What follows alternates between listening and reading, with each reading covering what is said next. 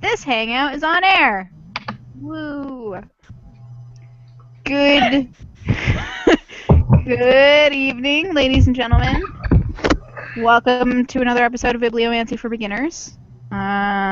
This is a pretty much weekly, although week with a rough definition, book club. Nah. I'm going to let my co-hosts introduce themselves, starting with Gretchen. Hey all, I am Gretchen from the blog My Life is a Notebook. I look really, really red right now because I am really, really sunburned because it is the summer and there is the sun. And my body was so not used to sun after a long, long winter in Ithaca that the second it saw a ray, it turned a lobster red and I died. See, that's my life usually. That's not like a weird thing that happens just because I spent so long in Ithaca. That was just my entire life. Okay, yeah, mostly mine too, although this. So yeah, I'm gonna look like a lobster for this entire thing, and I'm not sorry about it. It's fine, you're a cute lobster. I'm gonna introduce myself. Hi, I'm Michaela. You might know me from the blog The Pied Piper Calls, because this is posted there as well. This is also posted on my YouTube channel, so you might be seeing it there. My hair was not this color last time you saw me. Shh. It's also not quite this yellow. This is one of those instances where color is a lie. I think it has something to do with the way that the lights in this room are and the way that the camera picks up color. It's more orange than yellow, but it just is super yellow. And it was even more yellow when I was sitting somewhere else, which is why I'm sitting on the floor today. Trying not to blind you. Rachel can go. Hi, I'm Rachel. I'm exhausted and I work 2 jobs. My hair is also a different color, and I got a new mattress, and it's like sleeping in heaven every night. Oh, and go Blackhawks, that was an awesome goal. Rangers are going to the Stanley Cup. You know, I'm really upset that they beat the Canadians because Thomas Vanek is on that team. I know, I was watching the replay and all of a sudden someone goes, "Look! Atomic Vanek sighting!" And I was like, hee hee hee. Hey Taylor, what is sport? I don't even know what sport they're talking about. I'm pretty sure it's hockey? Yes? Okay. No? Yeah, it's hockey. Okay, it's hockey. They mentioned Canadians, that's why I thought that. That's the only sport where Canadians are relevant. Yeah, you know what? Because Matusiak would always be talking about the Raiders in Renaissance class. In Renlet. Okay. I'm Taylor. I'm drinking a delicious and very strong cup of Lapsang Souchong tonight.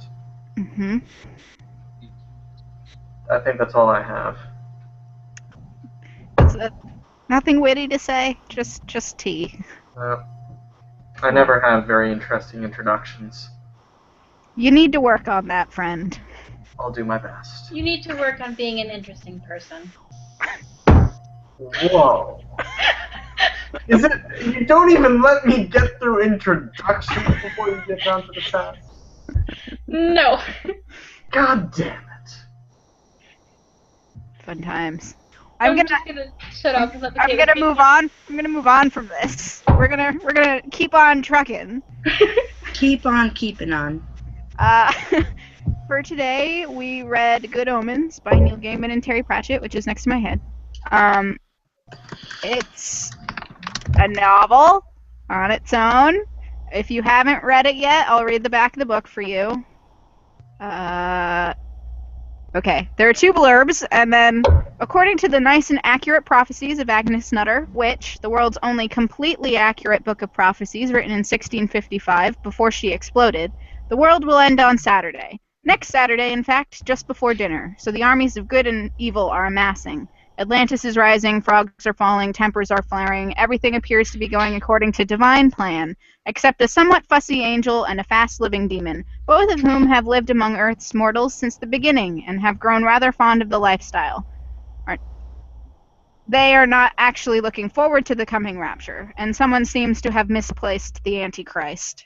Now read the book. I'm going to let everybody give a spoiler-free overall impressions before we're gonna go into the book into more detail. So if you want to know what we think about it, stick around, and then I'll tell you when you should leave.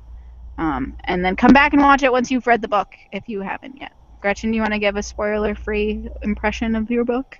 Sure. So I liked it. I definitely really liked it, actually more than I thought I was going to, because the reason I had never picked up this book beforehand was because the book, kind of likes to loop around itself a lot, and I'm just like, okay, stop talking, next point, let's go. Just, we're done. Enough of the footnotes. Just keep going. What's the footnotes? No, the footnotes were some of the best part, but you know what I mean? I can't think of the word that I want, but Yeah. So it definitely it talks a lot. Yeah. Rambling. Yeah. Yeah. Yes. It is. So Yes. if you're looking for something immensely plot driven, this probably isn't the book for you, but I really enjoyed it because it was very, very funny.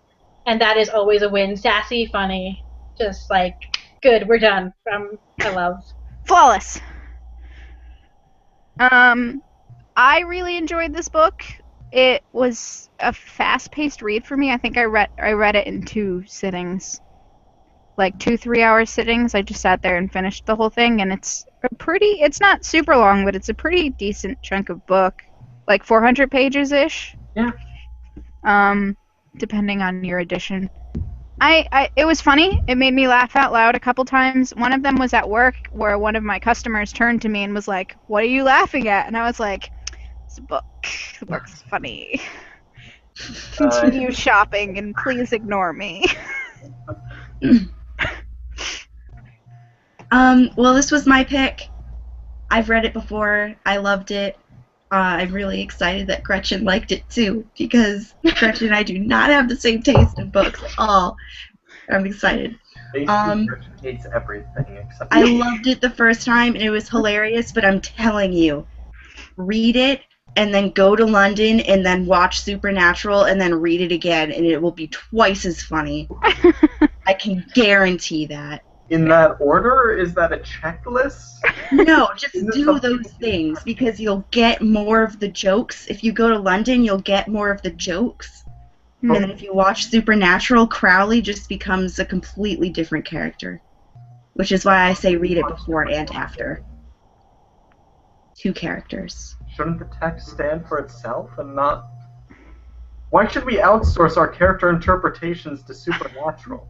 Well, it's not that I'm outsourcing the interpretation. It's that I visualized him in certain places. He was written exactly the same, meaning that Supernatural probably based Crowley off of this book. I'm pretty sure, because he's written almost exactly the same. But anyways, moving on. It's funny. It's great. I love it. Taylor? Oh, it's my turn. Yes, it is my turn. I like this a lot. I did find it not quite a slog at times, but it was a lot like listening to an aging grandparent tell you a story. Yeah. The last day was, I'm pretty sure, literally half the book. Yes. Yeah. So it would just be going so slowly, skipping from character to character, and I kind of wanted the suspense to, stop building and get there. Because after 200 pages, you need a break. We're sure this isn't a Saturday, right? Because Taylor and I agree on something, and Michaela and Rachel are kind of on the opposite side. I think the apocalypse is coming. No, there was the ending, with that one character, RP, whatever. The guy with the letter. I hated that guy so much, and they went through him with every single character, and I was just like, I can't do that. I can't listen to this idiotic person talk to every single character in this book. It's killing me. The guy with the poodle. Oh, yes. Oh, come on, it didn't take that long. It was No, that took forever. That was the longest part of the book for me. That one part was the longest part of the book for me. One crotchety old guy so totally matters to this apocalypse. I'm gonna write this letter to the newspaper. These hooligans riding on motorcycles. I'm just like, no, shut up, move on. You're almost at the airbase. You're almost there. I think we're moving into spoiler territory. Yeah. That's why I So shut up. slowly. Did we have the announcement? No, that's going No. to be right now. Okay. Hopefully that wasn't too spoilery for you guys. I'm going to say that now is our spoiler warning. Spoiler finger. For the rest of this chat, we are going to be talking in detail about the events of the novel. Which Well, that's good, means... 'cause, guys, it's about the apocalypse. Whoa. Good thing you signed out before we told you that. Whoa. Whoa. End of the world. Whoa. I thought it was about poodles. Whoa. What is happening? Whoa. There also might be swearing, because we're adults. Taylor already did that. Mildly. Part of me one of these times wants to go, there also might be swearing, because fuck, man. I mean, fuck. Yeah, you did it. Just want to do that. Out of nowhere. It's great. Already done. Check that off the list. Tick. Alright. This is a totally professional book club, guys. So professional. We're gonna move on and talk about our favorite parts of the book. Gretchen? Guys, it's really hard to go first.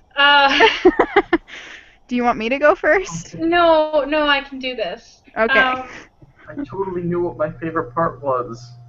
Have you forgotten it already? Yes! No. Oh, okay. I I was started like, reading another book. I forget things. I've read 3 books since I finished this one. I've read 4, so... Shut up. I have bad memory. I just finished this book today, and I don't remember what my favorite part was. Okay. I am going to have to go with. Oh God. Okay, there's a lot of them, but anytime that the them are together, Adam and his friends, they just made me so happy. And like, you know, the games that they get into, and it was so realistic, but so crazy because obviously Adam is, you know, the Antichrist. And so towards the end, it just goes wacko. But they were so great. Just like when they were talking about the whales in the rainforest, and Adam's like, "Well, I read this in this magazine." It's just like, And then all of a sudden, Atlantis appears. yes. I think I was in love with the Antichrist. It's fine. Apparently, he's supposed to be very cute, so he'd be about our age now. This was made in the 90s. That means fair game? Intriguing. Is that where we're going with this? Yes. Gretchen started it. Okay, I'm done. Okay, I can't. Otherwise, I'll start talking about all my other ones. I was trying to find the exact quote because I didn't have my sticky note with me when I was reading this part. My favorite part, when the 4 Horsemen of the Apocalypse are like riding on their motorcycles after leaving that biker bar to get to the airfield, when those like 3 other random motorcycle dudes decide they also want to be Horsemen of the Apocalypse and come up with the most ridiculous names. That was my favorite part. I especially that was so great. It's not working even after you thump them. Yes, hold on, okay. Hold on, I found it. Okay.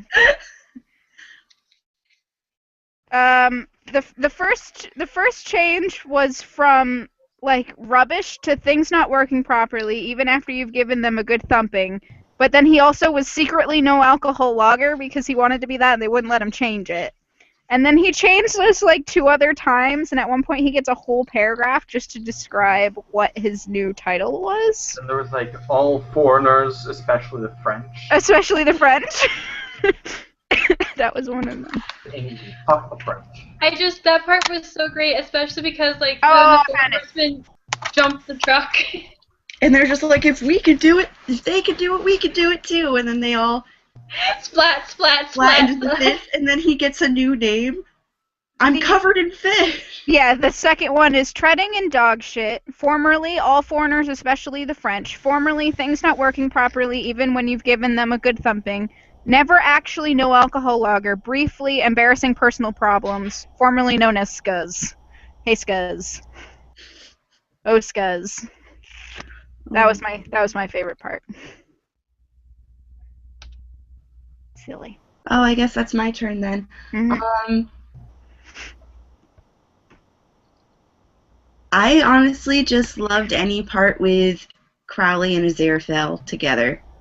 Because the dynamic between the two was fantastic. Like when they break up on that paintball training That was so thing at great. the mansion, and then Crowley turns them into real guns, and then Aziraphale's just like, dude, you can't do that, and Crowley's like, just like, bitch, I'm a demon, and Aziraphale's just like, don't kill anyone. She's like, don't worry, the bullets won't kill anyone. It's really funny. I'm just like, aw, you guys are so cute. You're a cute old married couple. They really are, though. It's true. Taylor? Yeah. Is it my turn now? Yes. Okay. Well, I agree. One of my weak spots in literature is unlikely bromances, Yeah. and this definitely has that. I think my favorite part might actually have been anything dealing with That old guy? That was the No. general? No, the fucking Honda. Or the little Korean car. Yes! The wasabi. The wasabi. Wasabi. Speak in fractured English, but really the part where at the end, after it was restored by divine or demonic power, it would speak in pleasant little haikus. Yes. Oh, cars. Can I find that? Will I? I don't think I will. It was Dick something. It was like Dick with a last name. Dick Turpin. Dick Tracy. Dick Or- Turpin, yeah. Dick Turpin. Yes. I loved all the little parts. I loved how he went into just random little details, like Crowley took this Jeep. Now when he took the Jeep, it didn't really have a cassette player in it, but since Crowley expected all cars to have cassette players in it, this car had a cassette player in it. I was like, was that necessary? I It's think completely unnecessary. jokes went on a few too many times. Yeah. I'd agree with that. There were a couple times where it was like, Hey, you're can we really... just talk about how the voice of the devil... The voice of the devil comes out of the radio? Speaking is Freddie Mercury. They all did that. Yeah. Every cassette player turns into Queen if you leave it too long in your car. Be careful, kids. Kids don't have cassettes. They don't know what those are anymore. Shut up. I'm Some feeling of them are bad. still scared by CDs. So we invented the CD. The CDs to just get rid of Queen and wipe them off the map. No, just to leave the proper amount of Queen. Oh. So there Instead could of be- an oversaturated Queen market. Exactly. Alright. They thought they had us cornered financially, but no. No. No, but guys, can you just imagine, like, you're listening to Queen, fat bottom girls, you make the rocket world go, Crowley, you have failed in your task. No, you have to remember that it was actually in the voice Yeah. of whatever was happening, because they would just kind of blend the lyrics. It kills me. Is this just real life? Is it just fantasy? Anyways, Terry Pratchett and Neil Gaiman, they need to get together and write more stuff. Do we have any least favorite parts or rants? Yeah. Just that it was rambly. Hmm. It's not really like a rant. It's just like a personal taste preference thing. It's just when things ramble on too long. Like, some of the little details are really funny, but some of them I was just sitting here like, why? Like, the friggin' guy with the friggin' poodle. And Yeah, I couldn't.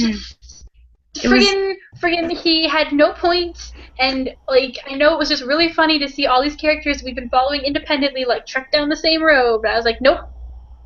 Nope, we're done. Yeah, like, Unnecessary. some of it I found really funny. Like, but that part with him, I found it funny that they were all asking directions from the same guy on the same road to get to the same place. And it was all the characters. But no, it took that was my least favorite part. It took too long. Mm. For me, I texted Taylor about this, but I did not like getting sassed by the author. I did not need sass directed at me. No more. That's true. Stop sassing me. I don't need that. You're drawing me out of your story. I'm trying to read your book. I think the specific part was like, at one point they were talking about how it didn't matter what happened to the third baby, so you should just imagine this is its life, and he tells you the life to imagine, and then like later on was like, see, you were right. It's like, that's not, you imagined that and told me to imagine it. Stop sassing me and get back to the book. That might have actually been my big complaint. Just the whole baby swap explanation scene. Because I've now read that 3 times, and it still confuses me to an unnecessary degree. Like, we're gonna simplify it by, like, lettering these babies and just telling you how it's swapped. I'm like, that doesn't explain things to me. Did it even tell us which baby was what letter? Yes, but then it just didn't really... But then I lost track of that because then they took a whole paragraph to explain Antichrist's name, and I'm just like, wait, which baby are you again? Exactly, I immediately lost track of which baby it was. Can't we just say it was swapped? There were 2 non-human babies that were apparently changed at birth, but I don't know if they were or not. Like, I would have been okay with that part if at the end they were just like, okay, so that was confusing. Basically, this baby, the Antichrist, ended up with these people who don't matter. Ta-da! There you go. Yeah, can we just say, this baby wound up here, this baby wound up here, that baby wound up there? Yep. No, it confused me 3 times. No, because the book wanted to ramble. But like the baby who ended up with the diplomat people or whatever, that was that kid. He would have been an antichrist because that kid wasn't even an antichrist and he was dead. Yeah. Just a total like Adam's like a pretty good kid. He was just trying to do the right thing. No, that other kid shot a gun. Well, yeah, because he was the one brought up to be the Antichrist, so he had all these subtle things. But he had both a demon teacher and an angel teacher constantly, so he was basically brought up neutral. No, he was still American. Ended up being a dick. Yeah. But he was American. His father was American, but he was raised in England. So. He said at the end of the book, he said one of his favorite things was being an American in England. Yeah. Which, by the way, is not a great thing. Although it was pretty funny. They look at you like you're a snob because everybody believes America believes that they own the world. But, yeah.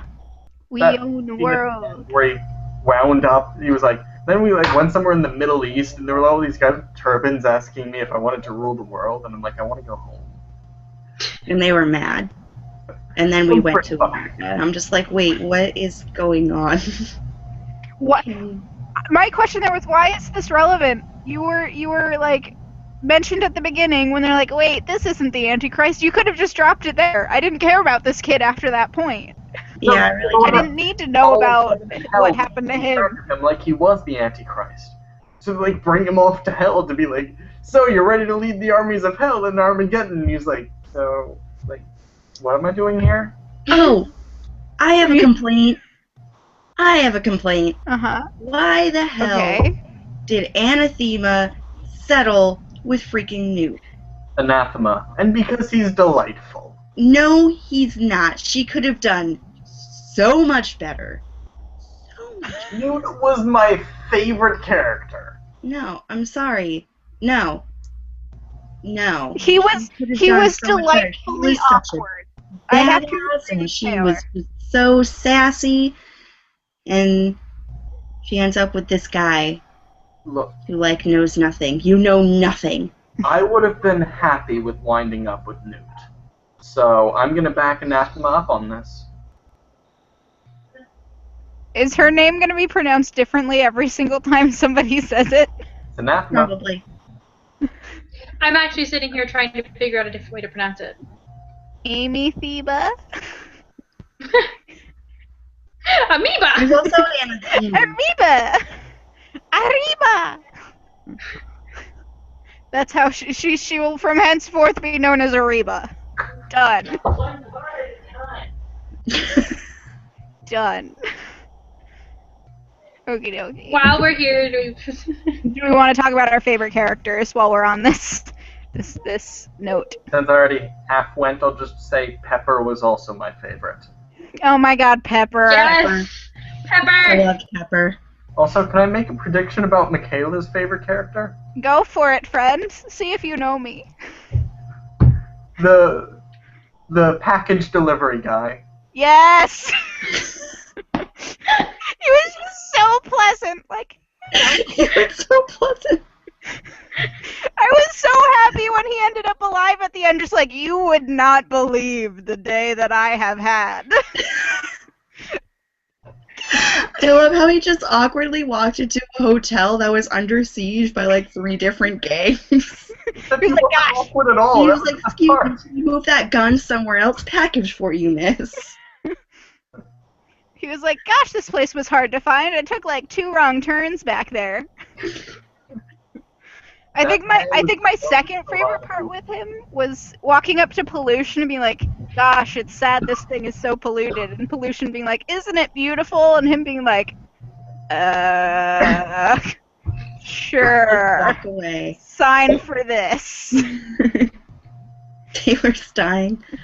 Don't die, Taylor. I can't drink liquids. It's okay. You have a drinking problem? I have Terrible at it. Mm. I can't even drink myself to death properly. Since Taylor spoiled my first favorite character, I'm gonna say that my second favorite character was like Scottish Witchfinder Army guy. He made me so happy. He and the fortune teller, they're like my favorite pairing at the end. I'm just like, yes. Go forth and be beautiful. I hate Shangri-La. just yelling at her constantly, and she's just like, "Oh, you! Here, You have some lunch. silly." Cute. Do you two, Gretchen? Oh, ready? yeah, we were going out of order, so I didn't want to speak over someone. But I guess I kind of showed my hand already. I really liked Adam and his friends, specifically Pepper. She's my favorite. I feel sometimes when people try and do, like, tomboy girls, they're not, like, there's something weird about them all the time. Like, they're trying too hard. And given the context of this book and the way that it was written, I was like, yes. Yes. Thank you. It also had her, Like, I love the... chewing on people's boots, but then it's like, well, like, she also secretly played with the dolls, because, fuck you. Do that. That's what I loved. She was just like totally just like, whatever, man. I got this. I am who I am. And I was like, yes. She was like, "I will beat you up, But but I will also play dress up with my little sister." yes, it was so great. But though I have to say that my second favorite character was Crowley. Yeah. Because Sassy Demon Man is always a win. Can't. Crowley. I loved Crowley. I did not want to be typical and go with one of the main characters, but I can't. I love Crowley so much. Him in his unironic sunglasses, because he actually does have to wear them all day. Great. Great. I loved him. And Pepper. And I liked Agnes Nutter. See, I wouldn't be surprised if he. Nope. Uh-oh. Like, he needed to wear them, but, like, he would, like, convince other people that it was ironic. Everybody thought it was ironic, but he actually needed to wear them, and I just thought that was really funny. And I liked Agnes Nutter. She was just like, tie me up to the post, burn me. Oh yeah, by the way, everybody's gonna die because I have explosive and nails in my pockets. Fuck you. That's who I want to die. That was pretty Go, go, unexpected. Agnes, go. I had not anticipated the gunpowder nails combo. No, I did not either. I was like, wow, she's going without a fight. She's just going right up to the post, you know? They didn't even have to touch her. She just went right up onto the wood and put her hands behind the pole and was just like, all right, tie me up, burn me. Oh, BG dubs, you're all gonna die. Ha ha ha. I liked her.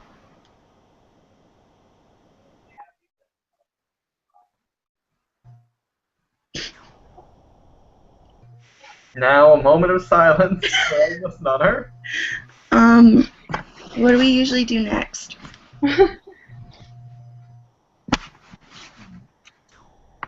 Least favorite character? Did we already do that? Can you guys hear me? Yeah, Now. we can. Now? No, you can't? Yes, I hear you. Okay. My internet... Alright, my internet just decided it was like, I'm not here. Oh, wait, I am here. I don't know what I'm doing. So, hopefully it doesn't do that again. Okay, well, it's good you're back because we don't know where to go next. Okay, next is, if we haven't talked about a character that was important to the book, do we want to talk about that character? Who's left? We have, I don't know, I think we talked about everybody important, really. Do we want to talk about the Four Horsemen of the Apocalypse's bits? Yeah, they were fine. They Yeah, were they were alright. interesting. They just, after everyone else in the book really had such a big personality, not that they didn't have interesting personalities, because they had interesting personalities, but everyone else had a big, does that make sense? Yeah. Like, they're just, like, after all that, they just really felt like a non-entity in a way, especially after they just go in there and they're like, yeah, like, we didn't even wait for the Antichrist, we just kind of did this, and now we're gonna go. They And were I was very just like, flat. That's Okay. something I didn't understand. How did Jeez. they disappear? What happened? How did Adam kill them? Even though they're ideas in the human mind? I don't... No, I think they just walked away because they're like, well, this isn't happening. But I thought they, like, got trapped in those... I'm gonna be honest. The end of the book did not make a lot of sense to me because, like, suddenly there was a big thing where Satan was coming up and then just suddenly it wasn't, and I flipped back a couple pages and I flipped forward a couple pages. Yeah, and it turned out being okay. Adam's dad who was Never there. happened. I thought I was going to be sitting here and we'd be talking about the end of the book and everybody else would be like, and this meant this and this and this, and I was just like, I don't know what happened. No, I have no idea what happened. Like, no, I followed everything about, like, the divine plan. I think I followed what happened. Not, I'm like, okay, I'm down with this, and then I have no idea how the conflict was resolved. Death was just like, good going, Adam. Peace, bros. I'm out. Yep, and that was enough for me. I was like, okay, Death. You're awesome. Wondering Yeah, about like- it would only confuse me further. I got the whole, like, divine plan thing. Like, that, you know, whatever, when they were explaining things, but then, like, everybody just kind of pieced out one by one, and then, like, Satan was coming, and then he wasn't, and I was just like, huh? Okay, Yeah. I don't know. Like, I understand all the angels leaving and all the demons leaving. But I don't understand what happened to war, pollution, and famine. And I don't understand Satan. Yeah, I feel like that Satan bit should have just been edited out. Yeah. The Satan bit was unnecessary. I think what happened with war, famine, and pollution was that they only had a personified form to serve in the apocalypse, and when Adam was like, yeah, no, that's not happening, they couldn't hold on to that anymore. They had already been, like, starting to glitch earlier. I don't know if you had noticed that. Like, deteriorate or whatever. Okay. So I think that's what it is that without their purpose, they couldn't exist, whereas death exists no matter what. Because it's death. Yeah. Okay, It's gonna be there. I would ride with that. Can't get rid of death. It's death. Okay, yeah, that made sense. I think we could just say that Adam wished them all away, and that's about the closest we're getting. Yeah. I like how Adam kept his powers. Yeah, that was fun. That was cool. And chose not to use them except for opening hedge holes. So that he could not be grounded. 'Cause being grounded Who's a what? sucks. Oh, although, let's just, like, give a moment for Dog, though, because that was great. The adorable When, like, little hellhound. when he's appearing for the first time and he's like, grrr, and Adam's like, but it'll be a small dog. And he's like, Jay? With one ear inside out and floppy. It's like, this is how all of my hellhounds must look. Oh my god, that one sentence. It was just like, also, there are no bitches in hell. I'm just like, oh my god, they just went there. That was great. Little terrier needs to look out for the little terrier. Saying.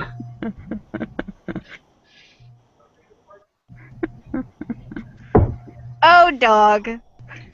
I'm sorry, that came out as more innuendo than I anticipated. Sure it did. Are we ready to move on?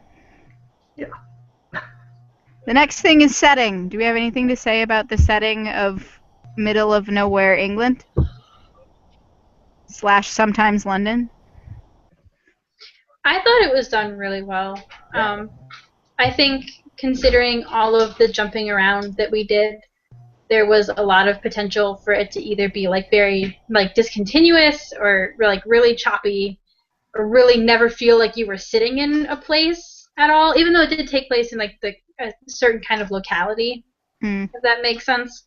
So because sometimes when this many characters and this many jumps are involved, like you just start forgetting where you are just because you're trying to track who you're with. But like, and I never really focus on setting as a rule, but like the motorway that Crowley like deviled into place, that was so great. And just like I could really picture like Adam's house and Ariba's house. I'm just gonna ride with that, by the way. I told you that was law now. Okay. I'm running with it. But yeah, okay. That's all I have to say about that. I don't think I have anything to say because it was descriptive enough that having not been to England, I was able to visualize it based on like my limited British television watching and period drama watching, etc. But it wasn't like overly descriptive, so that it was like, okay, if you've never been here, this is what it looks like for like pages. It was not Nathaniel Hawthorne. Oh god, shoot me. Honestly, considering the rambly style of the writing, I like from the second it started, I expected that, and then it didn't happen. This is probably why I'm really happy about the setting. It was not Nathaniel Hawthorne, and that's all you have to say. I think my favorite thing about this setting is how it's constantly talking about America and how with this big of an event, it would be happening in America. Everything happens in America. But then it takes place on an American Air Force base in Britain. I'm just like, okay. Yeah, I really liked that. Setting-wise, they like to make jokes and be sassy.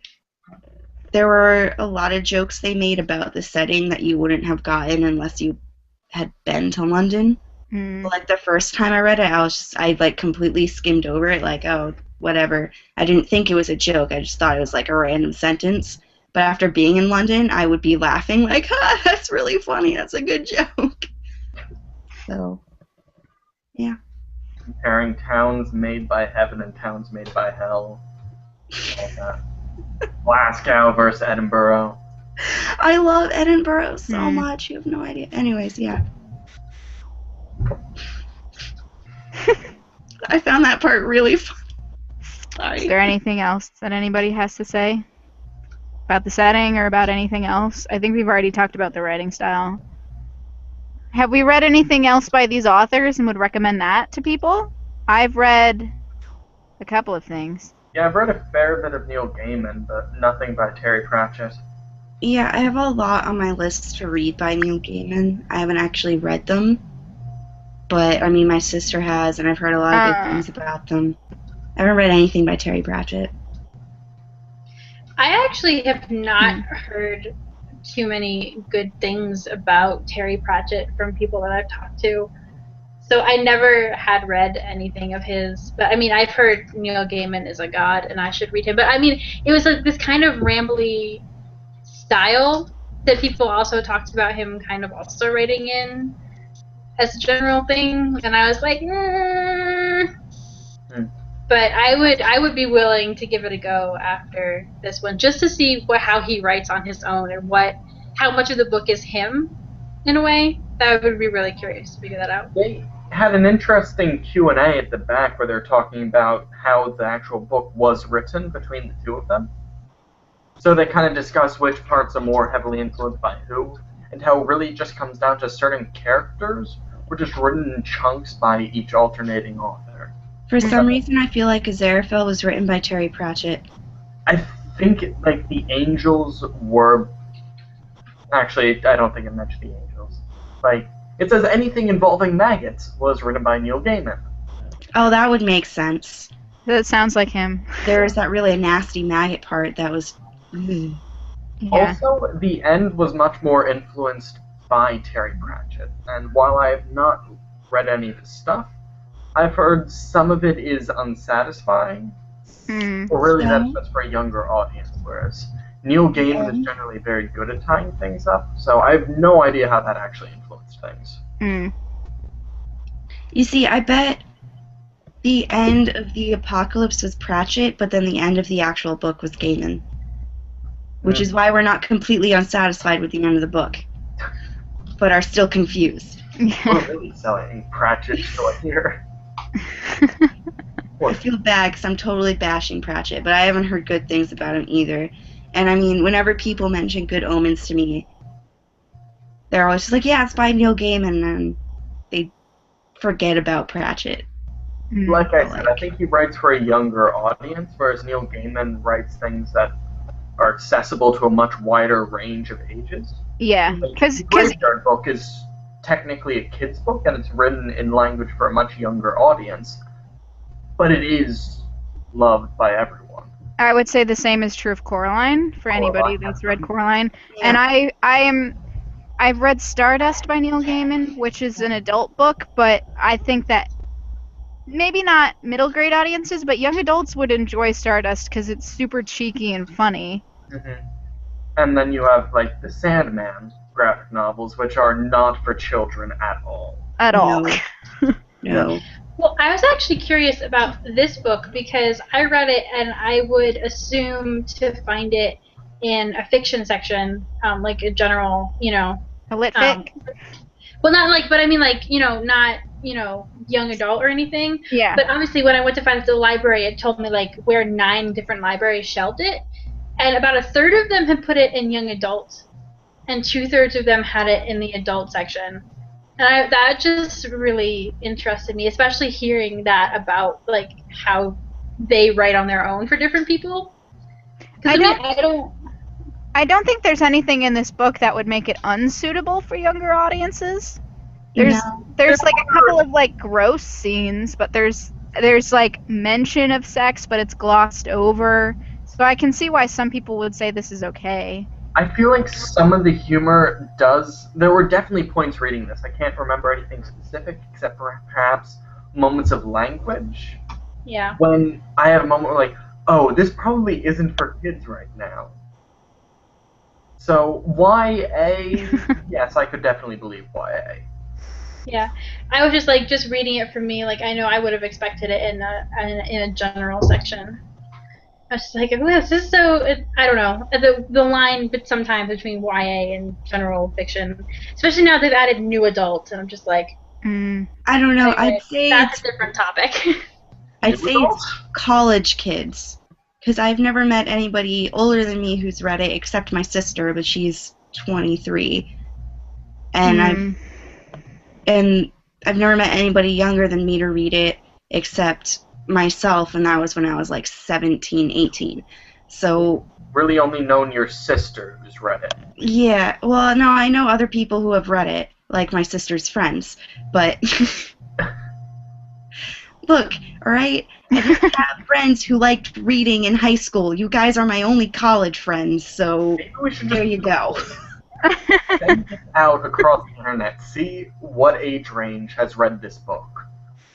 I should ask Neil Gaiman that. I follow him on Tumblr, and he's really good at answering asks. I'm going to ask him that. He is really good about answering asks. We'll talk about it next video. Awesome. Next time. Alrighty. Are we all set? Yeah. That was like a really good segue Okay. to talk about the Now. next book. Sorry, Before we do that, last week I was cut off before I could say that what I'm trying to do this time around is read not only the book that we're supposed to be reading for the week, but a book that is tangentially related to it, and reviewing that as well on my blog, so that if you like the book that we read for this, I have a recommendation for you for another book to read. So last week we read One Flew Over the Cuckoo's Nest, and I finished reading Kafka on the Shore, which I felt was a good match for that, with the slightly crazy protagonists and weird, like, magical things going on that you're not supposed to question and just accept. And I wrote a blog post for that, and that's on my blog. This week I'm finishing American Gods, which is a book by Neil Gaiman. Not about the apocalypse, but about gods fighting, so I figured it was relevant. Sort of. I might make my own suggestion of some similar things. I don't recall the author, however, Lucifer is a novel that I've read, in which it's Lucifer inhabiting a human body for a week and just kind of going off on sassy adventures. It is definitely a more mature book for this. This does not straddle the line of maybe younger audiences could read this. I'd definitely say older YA, but Lucifer by someone or other. Mm. And keep going. That was all I was going to say. Now we can talk about next week. Guys, it's my pick. It's Gretchen's pick. It's this book. Yeah, This way. I don't. Oh, that's my paperback too. It's Codename Verity. It's shorter, I think, than the book that we read this week. It feels shorter, but it's a large, like it's like larger, taller, if that makes sense. So I don't know, really. Yeah.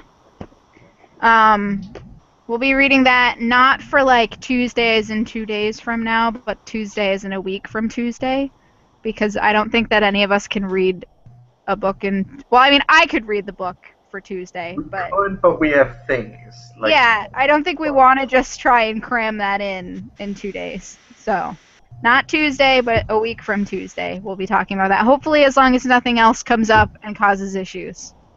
Fingers crossed. I promise nothing, but yeah, that's not in my power anymore. That's okay. But guys, make sure you come back for Codename Verity, because guys, it's like one of the 5 books in my life that has made me cry, and it is one of the best books on friendship that I've ever read, and it's also a World War II story, and then like it's written in a way that I could not have liked it, like if it was written any other. It was by, oh god, I'm done. I think she's crying. She has been reduced to a puddle. There is nothing left of Gretchen. However, I'm going to force her to push herself together and shout out her stuff for anybody that wants to find her on the internet. Okay. Well, I can shamelessly publicize myself without crying, so we're good. As mentioned previously, I am from the blog My Life is a Notebook, which is located at adkwriter15.wordpress.com. Basically, the way to remember how to find me is ADKWriter everything, or 15 everything. Type it into Not Google, you'll find with everything. the everything. Yeah, that's my Twitter, that's my Tumblr. I have a Facebook page titled My Life is a Notebook. And I'm on Goodreads as Gretchen Homeyer. I'm on YouTube as Gretchen Homeyer. I'm on Amazon reviews. I don't know. I'm everywhere. where you review the latest kitchen appliance you have ordered alongside your book. Only books. I don't Also, order I got the kitchen appliances. This is a cheese grater. spoon. Look at the spoon I got. So Get it. spoony. This cheese grater made me feel great. End of review. I'm done. Good. Flawless. Alright, like I said at the beginning, you can find me at thepiedpipercalls.wordpress.com. That is my book blog. And Sundays I've started doing K-pop stuff, cause K-pop stuff, and I make a playlist, and I talk about all the artists, and nobody likes it, cause nobody cares about the K-pop, but I care. I care so much, guys. And speaking of K-pop, my Tumblr is ravensinthenight.tumblr.com. My Twitter is @piedpipercalls. I think that's all that matters. All of the links will be in the description below if you want to find them. That's where they will be. If you don't want to try and write down what we're saying, they'll be there. Yes. I have a Tumblr. When the tigers broke free. Tumblr.com. P.S. Side note, Michaela, I follow a couple blogs that freak out about K-pop. And I just scroll past because I don't know anything about K-pop, but I should send them to you because you obviously love K-pop. You should just reblog them and tag me in it and be like, Okay. this is the thing. I'll just be like, I don't know what's happening, but Michaela. This is the thing. Apparently you reblogged an IU gift set, though. I heard this through Michaela. Yeah, you reblogged. She said the only reason that I exercise is so that I can eat more, which is Taylor's favorite K-pop idol. It was just IU. She's super cute, little Korean girl. She's great. Woman. She's in her 20s. She's a woman, but she's really tiny and cute, so you kind of just have to attribute girl to her. She's like our age. She's a bit older, like a year. Yeah. Also adorable. Okay. Yeah. I'm Taylor. My Twitter, ET Greenwood. I'm funny occasionally. My mom thinks so. She doesn't follow my Twitter, though. I don't. That's about it. Wow. Yeah. Gretchen still follows me, though. I think we got through everything. Yeah. Woohoo! Wow. Proud. Look at us. Proud. We're really And getting we're all back still to it. here.